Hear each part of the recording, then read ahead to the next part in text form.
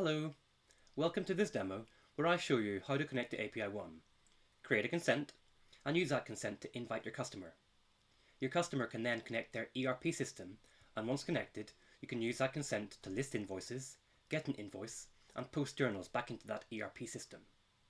The first thing you have to do is connect to API1, and you can do so using credentials that we provide. Once connected, you get an access token, and that access token is the key to all other API endpoints in API1.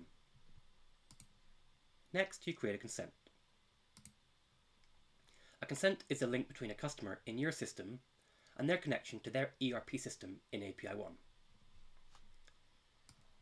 Take the consent ID and create an invite link, and use that link to send to your customer.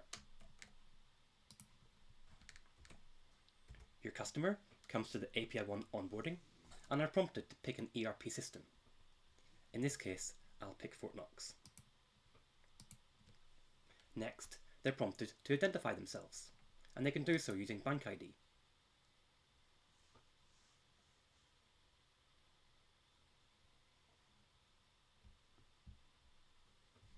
Once identified, then they are prompted to consent to sharing data from their ERP system, in this case, Fortnox. They click Yes, I consent, and then they log in.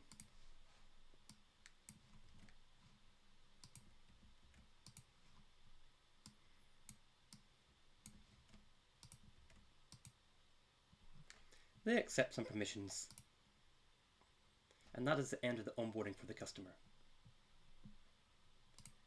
Back in API1, you can use that consent to list invoices. And here I see some invoices being pulled from Fortnox. I take an invoice ID, and I can query and get information on that invoice.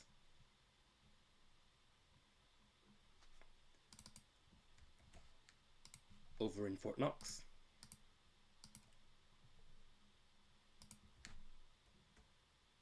here we have the invoice. Next, I can post a journal back into Fortnox.